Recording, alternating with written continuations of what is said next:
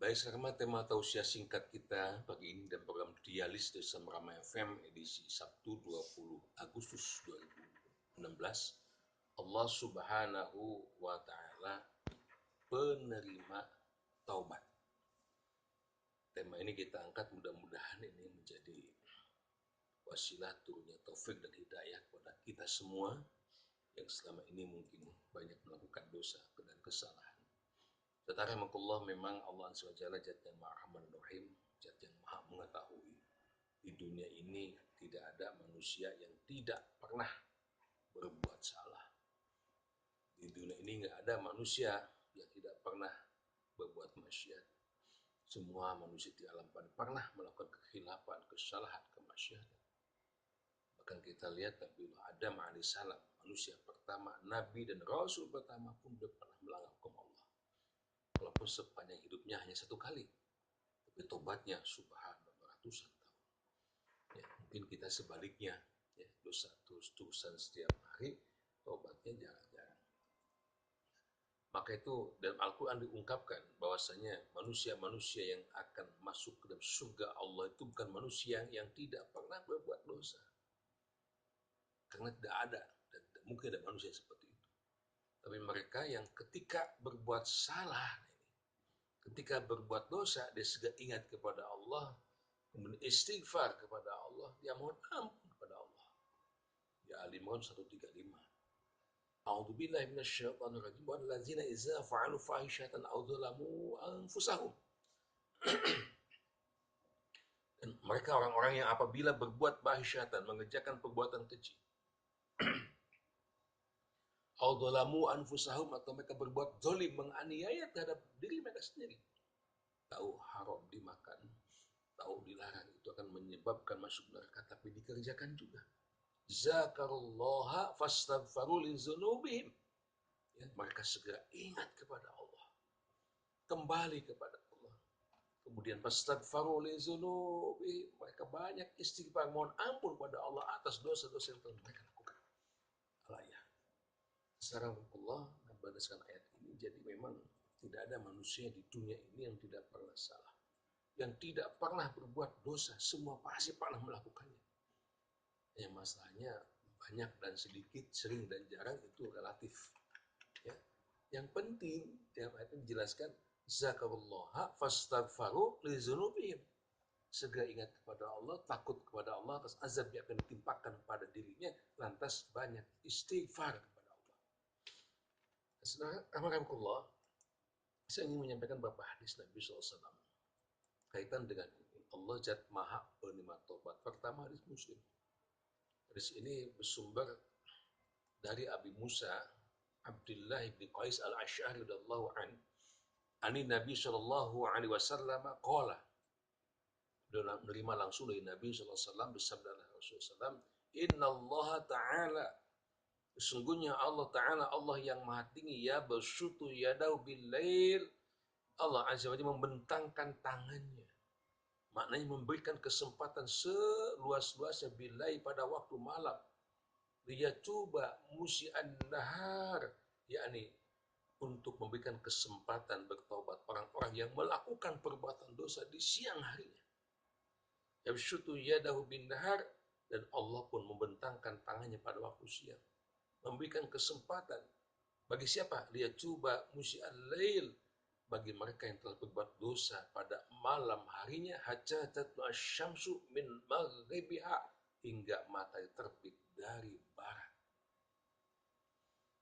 Saudara yang Allah, mendengar hadis ini insya Allah ya, kita jadi besar hati, kita menjadi besar harapan. Allah Azza wa Jalla dengan Zat yang Maha Rahman dan Rahimnya ini senantiasa nonstop 24 jam, tidak pernah berhenti, baik di waktu pagi, siang, sore, maupun di waktu malam, selalu membentangkan tangannya. Innallaha ta'ala yabsutu yadahu, membentangkan tangannya di malam hari bilahil, untuk memberikan kesempatan pada mereka yang terbuat dosa di siang harinya. Demikian pula siang hari Allah pun membentangkan tangannya untuk menerima tobat hamba-hambanya yang berbuat dosa di malam harinya. Dan itu terus setiap hari begitu, setiap siang, setiap malam, sampai kapan? Hatta tatlu asyamsu min maghribiha, sampai matahari terbitnya di sebelah barat. Artinya sampai kiamat datang. Sampai kiamat datang. Allah terus memberikan kesempatan bagi siapapun hamba yang termasuk kita semua yang pernah melanggar hukum Allah untuk bertobat kepadanya. Subhanallah. Ya. Hadis yang lain, masih hadis seorang Muslim dari Abu Hurairah radhiyallahu anhu, beliau menyatakan qala Rasulullah sallallahu alaihi wasallam man taba qabla an tatlu'a asy-syamsu min maghribiha, barang siapa yang bertobat sebelum matahari terbit dari barat, taballahu alaihi, niscaya Allah akan menerima tobatnya. Lagi-lagi, hadis ini pun merupakan jaminan untuk kita semua, siapapun kita yang hidup di alam panah ini yang mungkin banyak melakukan dosa kekhilafan, maka segera bertobat kepada Allah.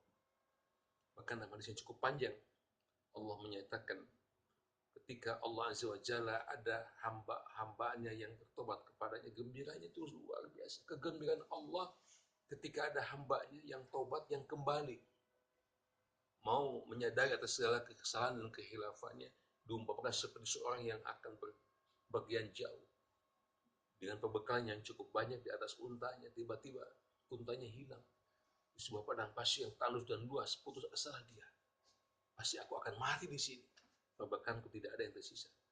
Ketika dia tertidur bangun, subhanallah, apa yang terjadi? Untanya yang penuh dengan perbekalan itu ada di hadapannya, tidak ada sedikit makanan yang hilang.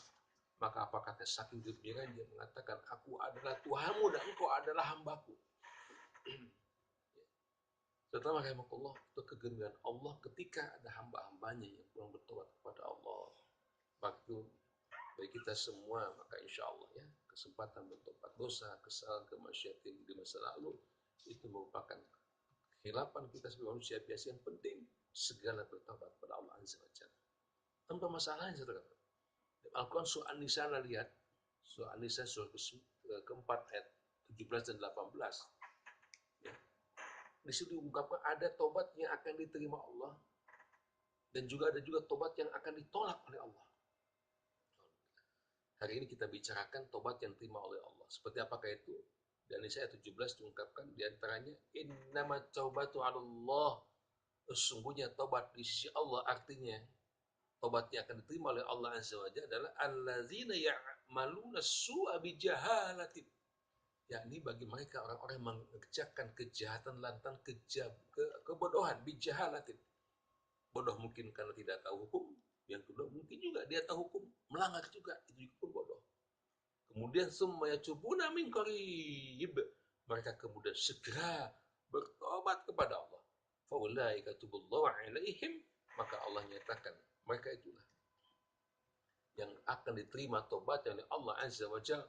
Wa kana Allahu aliman hakimah, dan Allah Zat yang maha mengetahui lagi maha bijaksana. Jadi kalau kita simpulkan tobat yang diterima Allah, yang pertama orang yang mengerjakan kejahatan dan kebodohan. Yang kedua, tidak memperlambat bertobat ini. Summa yatubuna min qarib, begitu dia melakukan kesalahan, melakukan dosa, pelanggaran hukum, dia segera datang kepada Allah dan segera dia bertobat kepada Allah Azza wa Jalla.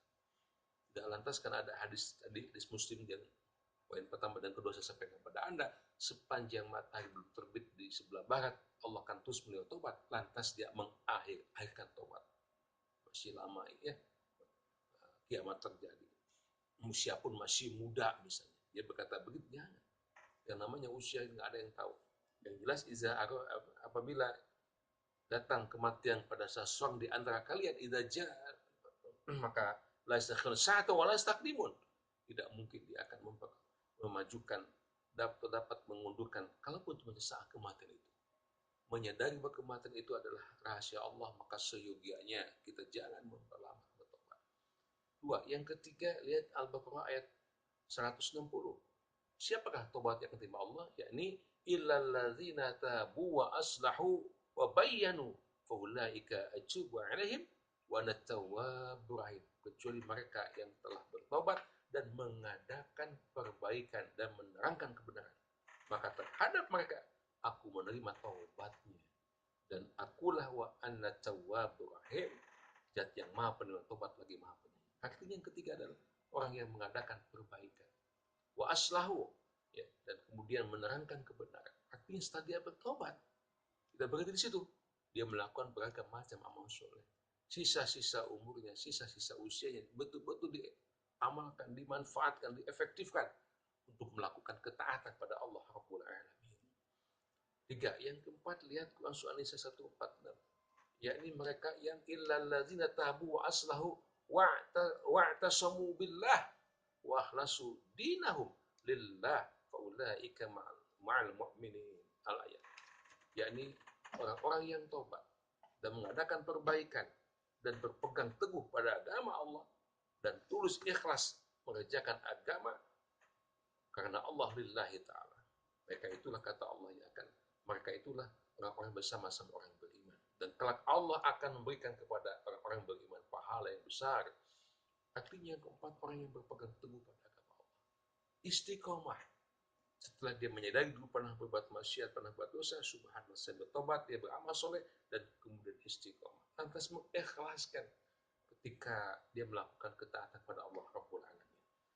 Ayat ke-6 diungkap di Al-A'raf surah ke-7 ayat 157. Orang yang akan diterima tobatnya adalah walladzina amilus sayyi'at summa tabu min ba'diha wa amanu inna rabbaka min ba'diha laghafurur rahim. Jadi orang-orang yang mengerjakan kejahatan kemudian dia bertobat kepada Allah sesudah itu dan beriman. Sesungguhnya Tuhan kamu sesudah tobat yang disertai dan iman itu adalah Maha Pengampun lagi Maha Penyayang. Jika kita simpulkan poin yang ke-6, orang yang tobat dan terima Allah lah orang-orang yang mengerjakan kejahatan kemudian bertobat sesudah itu dan beriman. Keimanan